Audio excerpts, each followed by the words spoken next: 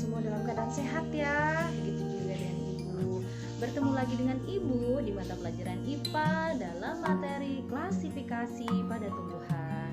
Kalian simak videonya ya. Makhluk hidup dibedakan dengan benda lain dikarenakan ada ciri-ciri mendasar.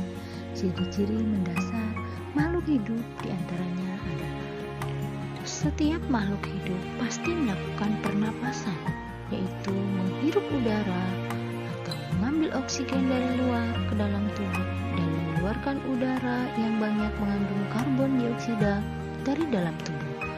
Pada hakikatnya, proses pernapasan dilakukan untuk memasok kebutuhan setiap sel akan oksigen. Keberadaan oksigen dalam sel sangat penting dalam proses respirasi untuk perolehan energi. Melalui respirasi, setiap sel akan memperoleh energi kimia dalam bentuk ATP atau adenosin trifosfat yang dihasilkan dari oksidasi molekul organik. Ciri kehidupan yang kedua adalah memerlukan nutrisi. Pada hakikatnya, makhluk hidup memerlukan makanan untuk memperoleh energi dan juga digunakan untuk merakit molekul sel dan jaringan baru. Makanan yang dikonsumsi mengandung molekul organik yang dibutuhkan oleh tubuh, yaitu karbohidrat, lemak, dan protein, serta vitamin, mineral, dan air. Ciri makhluk hidup yang ketiga adalah bergerak. Untuk melakukan berbagai aktivitas makhluk hidup pasti akan bergerak. Contohnya, setiap kali tubuh kita selalu bergerak untuk melakukan sesuatu, seperti berjalan, berlari, duduk, berdiri, dan seterusnya. Bergerak juga bisa kita lihat pada hewan dan tumbuhan. Bagian dari gerak tumbuhan. Hidup yang keempat adalah tumbuh dan berkembang. Kita pasti pernah memperhatikan adanya perubahan yang terjadi pada tubuh kita sejak kecil hingga saat ini. Atau jika kita menanam suatu tumbuhan sejak menyemai biji hingga dapat kita petik buahnya. Setiap makhluk hidup selalu melakukan pertumbuhan dan perkembangan. Pertumbuhan yaitu proses bertambahnya ukuran, baik volume maupun massa yang sifatnya tidak dapat kembali ke asal atau irreversible. Contohnya, bertambah tingginya pohon dari hari ke hari, bertambah tinggi anak balita dari minggu ke minggu, dan sebagainya. Sedangkan perkembangan yaitu perubahan atau diferensiasi sel menuju keadaan yang lebih dewasa. Contohnya, perkembangan organ reproduksi pada hewan yang semula belum matang setelah dewasa sudah siap untuk melakukan reproduksi. Atau munculnya bunga pada suatu tumbuhan untuk melangsungkan atau meneruskan kelangsungan generasinya. Ciri makhluk hidup yang selanjutnya adalah berkembang biak atau reproduksi. Untuk melestarikan keberadaannya, setiap makhluk hidup melakukan reproduksi atau berkembang biak, yaitu proses perkembangbiakan untuk menghasilkan individu baru. Setiap makhluk hidup memiliki cara reproduksi yang berbeda-beda. Namun, secara umum reproduksi terbagi ke dalam dua bagian, yaitu reproduksi secara seksual dan reproduksi secara aseksual. Reproduksi seksual merupakan proses perkembangbiakan yang melibatkan dua jenis kelamin yang berbeda, yaitu jantan dan betina. Reproduksi seksual ini diawali dengan adanya proses peleburan sel kelamin jantan dan sel kelamin betina.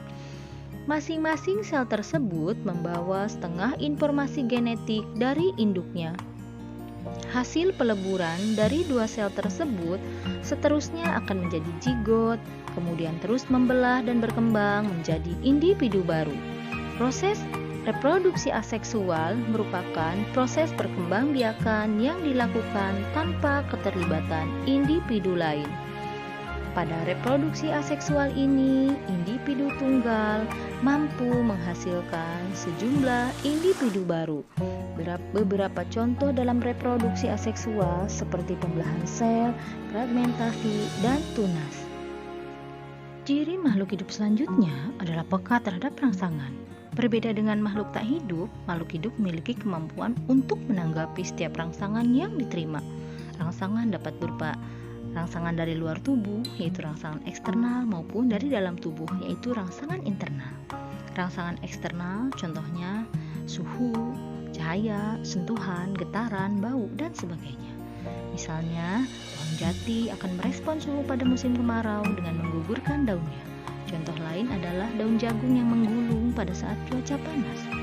Kedua tumbuhan ini merespon terhadap rangsangan luar berupa tingginya suhu.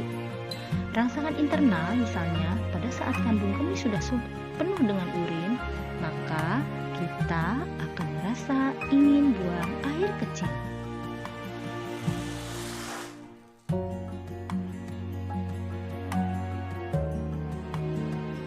Ciri makhluk hidup yang ketujuh adalah adaptasi. Agar makhluk hidup dapat bertahan dan menjaga kelestariannya, maka harus mampu melakukan penyesuaian diri terhadap kondisi lingkungan. Kemampuan ini disebut dengan adaptasi. Bentuk adaptasi ini dibagi menjadi 3, yaitu adaptasi morfologi, fisiologi, dan tingkah laku. Adaptasi morfologi merupakan penyesuaian bentuk tubuh terhadap lingkungannya. Misal, tumbuhan eceng gondok dapat mengambang di permukaan air karena bagian tubuhnya sangat didominasi oleh parenkim udara. Contoh lain yaitu pada kaki bebek yang memiliki selaput agar mampu berenang dan juga berdiri di atas lumpur saat mencari makan. Adaptasi fisiologi merupakan penyesuaian fungsi alat tubuh bagian dalam makhluk hidup terhadap lingkungannya. Contohnya, pupil pada mata kita mampu membesar atau mengecil sesuai dengan intensitas cahaya.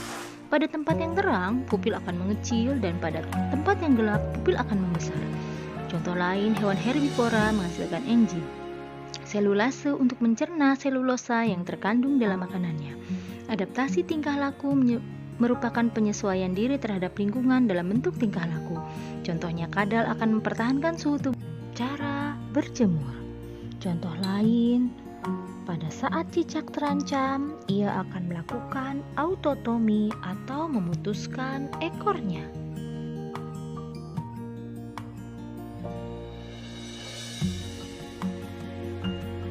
Makhluk hidup yang terakhir adalah mengeluarkan zat sisa.